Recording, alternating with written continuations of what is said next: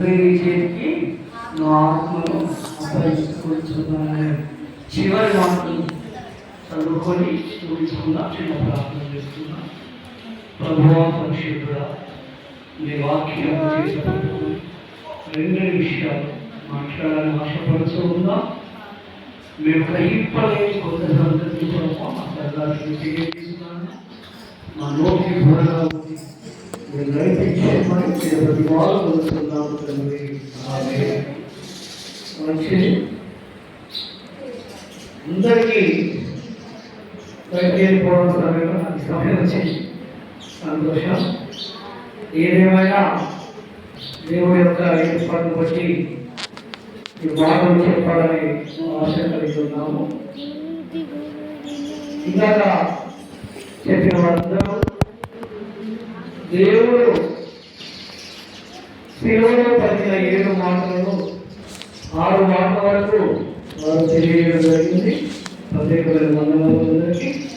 చివరిగా 7వ మాటలో మనము మాట్లాడుకొని అసలు 7వ మాట ఎందుకు దేవుడు మాట్లాడొచ్చిందో తెలుసుకొని ఈ యొక్క గుడ్ ఫ్రైడే సందేశాన్ని ముగించుకోవడానికి నేను ఆశపడుతున్నాను. ఈరోజు ఏంటో తెలుసుకోవాలకు నమ్మకం ఆ మాట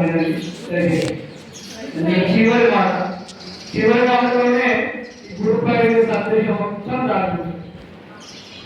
మనం ఒకరి రెండో విన్నప్పుడు లేదు, కానీ లాస్ట్కి ఏం చెప్పిందో ఓకే కదా. సినిమా చూసినప్పుడు శుభంతాలు వారి ముందు క్లైమాక్స్ చెప్పిన చూసినాం. ఆ క్లైమాక్సే చివరి మాట. దయచేసి దేవుని సన్నిధానంలో ఉన్నప్పుడు దేవుడు ఎవరు చెప్పిండు, ఎవరి ద్వారా ఏం పరిశీలించిండు అనేది కొన్ని విషయాలు తెలుసుకుంటే సంవత్సరానికి ఒక్కసారి మాత్రమే గుడ్ ఫ్రైడే ఉంటారు. కాబట్టి దయచేసి 2 విషయాలు ఆలోచన చేద్దాం. సిలువ శ్రమలు. సిలువ శ్రమలు. సిలువ అంటే ఏంటో ఇప్పుడు చాలా మంది చెప్తారు. తెలుసా ఏంటి సిలువ అంటే? సిలువ అంటే ఏంటో ఇప్పుడు అర్థం చెప్పలేదు కదా. సిలువ అంటే ఏంటి చెప్తున్నా పొందడం కదా. చెప్పాలి సిలువ అంటే ఏంటి చెప్తారా? సిలువ అంటే ఏంటంటే సిలువ అంటే ఒక విజయం. శ్రమలు విజయం. శ్రమలు ఎప్పుడు అంటే శ్రమలు అనేది మనం భరించలేని మన ఇంటికి వచ్చినప్పుడే అది శ్రమలుగా భావించబడతాయి. కానీ క్రీస్తు సందేశంలో చెప్పింది ఏంటంటే సిలువ అంటే విజయం, సిలువ అంటే శక్తి అని చెప్పింది. ఎక్కడ ఉందంటే ఆ మాట రాదు కదా. బైబుల్ ఏముందంటే 1 కొరింథీ 1:18 ఉంటది. సిలువను గూర్చిన వార్త నశించుచున్న వారికి వ్యతిరేకమే కానీ రక్షించవలసిన వారు దేవుని శక్తి. ఇది సిలువ. 2026 సంవత్సరాల క్రితము దేవుడు సిలువ యాగం చేశారు. మరి అప్పటి నుంచి ఇప్పటిదాకా మనం ఎందుకు ఈ సిలువ యాగాన్ని తలచుతూ ఉన్నామనేది ఒకసారి ఆలోచన చేయాల్సిన అవసరం ఉంది. నశించిపోయే వారు ఎవరు, రక్షించవలసిన వారు. ఆ సిలువలో 2 మాటలు ఉన్నాయి కదా. నశించిపోయే వారికి వెలితనం వారు, రక్షించవలసిన మనకు. ఇక్కడ ఏమైనా మనకు వచ్చింది కదా, మనం రక్షించవలసిన కరెక్టేనది. కాబట్టి మనకి ఏంటది విజయం, శక్తి అన్నట్టు సిలువ. కాబట్టి సిలువ శ్రమలో దేవుడు 2020 సంవత్సరాల కింద అనుభవించాడు. ఎన్ని మాటలు చెప్పిండు మనకు?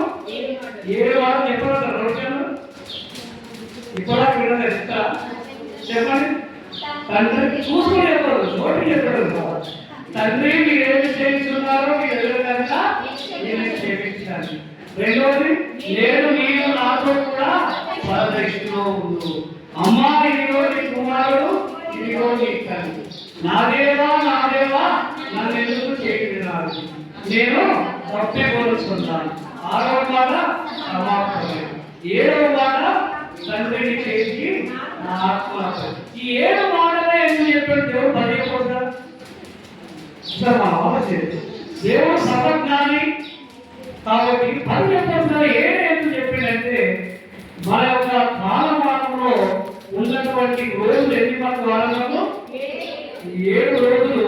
ఆ 7 రోజులు సాదృశ్యం సాదృశ్యంగా తీసుకొని ఒక్కొక్క రోజుకు ఒక్కొక్క మాటను సాదృశ్యంగా తీసుకొని 7 మాటలు మాత్రమే చెప్పడం జరిగింది. నశించున్నవారంటే మన యొక్క హైందవ సమాజం కాదు. నశించున్నవారు మనం ఒకవేళ ఆలోచన చేయకూడదు. ఎందుకు నశించున్నవారు వారు కాదంటే దేవుడు అంటే ఎవరో ఎరిగి దేవుడిని తెలుసుకొని దేవుడిని రుచి చూసి మళ్ళీ మనం బయటికి వెళ్ళి దేవుడు కాదు అని చెప్పినవాడు నశించున్నవాడు. వారికి తెలుసు, వాక్యం తెలుసు, మాటలు తెలుసు, పాటలు తెలుసు, దేవుడు అంటే గొప్పవాళ్ళని తెలుసు, సత్యముడు తెలుసు. కానీ బయటికి వెళ్ళగా మేము అనేక రకాల పండుగలు చేసుకుంటున్నాం. ఈ పండుగ కాకుండా ఇంకా చాలా పండుగ చేసుకుంటాము. వీరు మాత్రమే నశించుకున్నవారు. ఎందుకంటే నువ్వు దేవుడు మాత్రమే క్రీస్తును అనుకరించలేవు. ఇంకా అన్య దేవతలను కూడా నీ యొక్క జీవితంలో నీ కుటుంబంలో పాలిపాలకులు చేస్తున్నావు కాబట్టి వారికి మాత్రమే శిలువ వ్యక్తితనంగా కనబడుతున్నది. మనకు మనం ఏ యొక్క సన్నిధానంలోకి ప్రార్థన చేయడానికి సజీవమైన దేవుని కొనడానికి వచ్చిన మన దేవుని యొక్క శిలువ ఒక శక్తి, ఒక విజయముగా మనకు కనబడుతుంది. నేను ఎక్కువ చెప్పాలి టైం లేదు సార్, ఎక్కువ పొద్దుంటుంది. కానీ నేనేమనుకున్నానంటే మనకు 2 మాటలు కాకుండా 7 మాటలు ఉన్నాయి కాబట్టి మొదటి మాట తండ్రి వీరేమి చేయించున్నారో వీరెదురుగా వీరిని క్షమించుకున్నారు. బైబుల్ ఇంట్లో క్షమించిన ఈ విధంగా ఉన్నారా? స్టెఫెన్ గారు క్షమించారు. స్టెఫెన్ గారు కూడా తన మీద రాములు విసుకుతున్న కొద్ది కూడా తను తండ్రి వీరేమి చేయించున్నారు వీరెదురుగా వీరిని క్షమించారు. క్షమాపణ ఎంత గొప్పదంటే శత్రువులను మిత్రులుగా మార్చుకునే ఆయుధమే క్షమాపణ. మన ఎలా 100 మంది మాట్లాడుతూ ఉంటారు, 100 సంవత్సరాలు చిక్కుపడుతాం.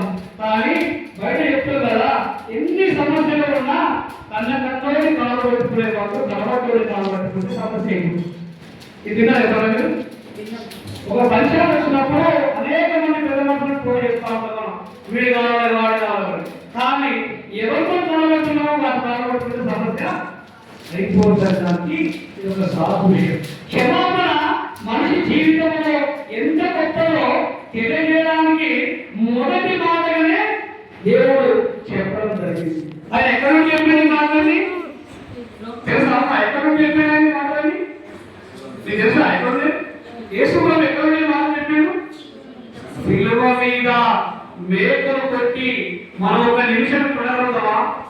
3 గంటలు మేకులు కొట్టి కాలు మీద కాలు పెట్టి చేతులకు మేకులు కొట్టి ఆ యొక్క శిలువ శ్రమలో ఆ బాధలో ఆయన ఈ లోకానికి ఇచ్చినటువంటి సందేశంలో మొట్టమొదటిగా తీసుకున్నది ఏంటంటే ఈ లోకంలో ఎవరికైనా నువ్వు క్షమిస్తే నీకు దేవుడు ఏర్పాటు చేసినటువంటి గొప్ప సన్నిధానంలో మీరు ఉండాలని చెప్పండి. రెండోది ఏమన్నాడు? నీవు నాతో కూడా పరదేశంలో ఉన్నావు. ఇప్పుడు అలా చెప్పాడు కదా, పరదేశం అంటే పరలోకం.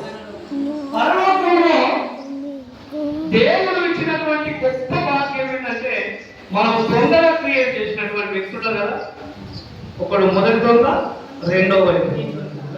వీళ్ళ పేరు ఏంటంటే కుడి వైపులో ఉన్న వాడి పేరు డిస్మస్, ఎడమ వైపులో ఉన్న వాడి పేరు గెస్టస్. ఈ డిస్మస్ గెస్టస్ అనే వాళ్ళు ఎందుకు వాళ్ళు సిలువేసుకోవడం అంటే వాళ్ళు మరణానికి అర్హులు, బంతిపోటు దొంగలు కాబట్టి వారు చేసిన నేరాలను బట్టి ఆ రోమ సామ్రాజ్యము వారి ఇరువుని కూడా సిలువ వేయడం జరిగింది. అదే మధ్యలో ఈ యొక్క యేసు ప్రభువు సిలువ వేశారు. ఏం నేరం చేసింది యేసు ప్రభు తెలుసా? ఏం నేరం చేయాలి? నేను దేవుడు అని చెప్పుకోవడం, నేను దేవుడు కుమారుడు చెప్పుకోండి అని చెప్పని అక్కడ ఉన్నటువంటి వాళ్ళందరూ ఆయన లేఖలు క్రియేట్ చేసి ఆయన ఒక నేరారోపణ చేసి ఆయన సిలువ వేయడానికి ప్రోత్సహిస్తుంది. ఆ సిలువ వేసినటువంటి ఆ ప్రోత్సహించినటువంటి ఆ రాళ్ళు కూడా ఈ కాలం మాకే తప్పిదము కనపడలేదు, మీకు ఏమని సిలువ వేయాలి అన్నప్పుడు వారు చెప్పిన మాట ఏంటంటే ఈ సర్వలోకానికి రాజు నేనే, చక్రవర్తిని నేనే, దేవుడు నేనని వాడు ప్రకటించుకున్నాడు.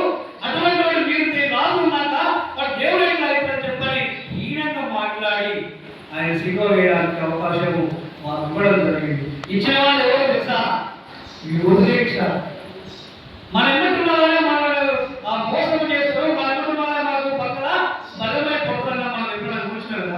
వారందరూ ఆయన శిలువయాగానికి అప్పగించిన వారంతా ఎవరంటే ఆయన యొక్క యూతులే. యేసు ప్రభు చేసుకునే వారి దగ్గర అన్ని రకాల మేలు పొందిన వారే వారు పోయి యేసు ప్రభు శిలువకు అప్పగించడం జరిగింది. దీంట్లో జరిగినప్పుడు రెండు విషయాలు మనము బైబిల్ అంతటా చూసినట్లయితే దేవుడితో సహా పరలోకముకు ఎక్కిన వాడు దొంగ మాత్రమే. చూడండి, దేవుడితో సహా పరలోకముకు ఎక్కిన వాడు పొందుకోగలిగిన వాడు అంటే ఈ యొక్క కుడి వైపు ఎందుకు పొందుకోగలిగిన వాడు దొంగే కదా, నేరాలు చేసింది కదా అని మనం ఆలోచన చేస్తే అక్కడ మనం చదివిన ఇందాక మనం రెండో మాట పైన ఉంటుంది. ఒక మాట ఏముంటుందంటే వారు ఏమంటారు, నువ్వు దేవుడే కదా, నువ్వు క్రీస్తు కదా, నువ్వు రక్షించుకోవచ్చు కదా అని చెప్పని ఒక దొంగ మాట్లాడినప్పుడు ఈ విషయంలో మనకు ఏడు మాటలు ఈ కుడివైపు ఉన్న దొంగ కూడా చెప్పడం. ఆ 7 మాటలలో ఏమని చెప్తాడు అంటే మొదటగా ఆయన చెప్పింది ఏంటంటే మనము తప్పు చేసినాం కాబట్టి మనకి శిక్ష న్యాయమే. మనం తప్పు చేసినాం కాబట్టి మనకి శిక్ష న్యాయమే అని చెప్పి మొదటి మాట. రెండో మాట ఏం చెప్పారంటే ఆయన ఈయనలో ఏ పాపము లేదని పెద్దలందరూ గుర్తించి ఈయన పాపి కాదని చెప్పినా కానీ యూదుల యొక్క ప్రోత్సాహం వల్ల ఈయన శిలువ వేశారు కాబట్టి ఈయనలో ఏ పాపము లేదు. మూడో మాట ఏం చెప్పాడంటే ఈయన దేవుడు. ఎక్కడ చెప్పాడు ఆయన? ఈయన దేవుడు ఎక్కడ చెప్పిండు అంటే ఎడమ వైపులో ఉన్న దొంగలు మాట్లాడుతూ నువ్వు దేవుడికి భయపడవా, ఆయన దేవుడు అని చెప్పుకుంటున్నాడు కదా, నువ్వు దేవుడికి భయపడవా అని ఆయన చెప్పినప్పుడు ఆయన ఏం మాట్లాడాడు? ఆ దొంగ కూడా మనసు మార్చుకొని ఆయనను మొట్టమొదటిసారిగా దేవుడిని అంగీకరించడం జరిగింది. బైబిల్ ఏముందంటే నా రాజ్యంలో నా నీతిని వెతికిన వాడికి నేను పరలోకంలో స్థానం ఇస్తానని చెప్పాడు కదా. ఇక్కడ ఉన్నటువంటి దొంగ ఏం చేశాడు? ఫస్ట్ ఆయన దేవుడిని ఒప్పుకున్నాడు.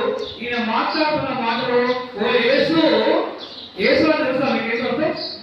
యేసు అంటే ఓ రక్షకుడా, నన్ను రక్షించేవాడా అని చెప్తూ నీ రాజ్యంలోకి నువ్వు వెళ్ళినప్పుడు ఆయన రాజ్యం ఉన్నదని చెప్పని అక్కడ ఉన్నటువంటి కుడివైపున దొంగ కూడా గ్రహించడం జరిగింది. నీ రాజ్యంలోకి నువ్వు వెళ్ళినప్పుడు నన్ను కూడా అక్కడ జ్ఞాపకం చేసుకో అంటే ఇక్కడ దేవుడు గుర్తించాడు, తర్వాత ఆయన రాజ్యం ఉందని గుర్తించాడు, ఆయన నీతిని గుర్తించాడు, ఇక్కడ ఉన్నటువంటి ఎడమవైపున దొంగలు గర్తించాడు.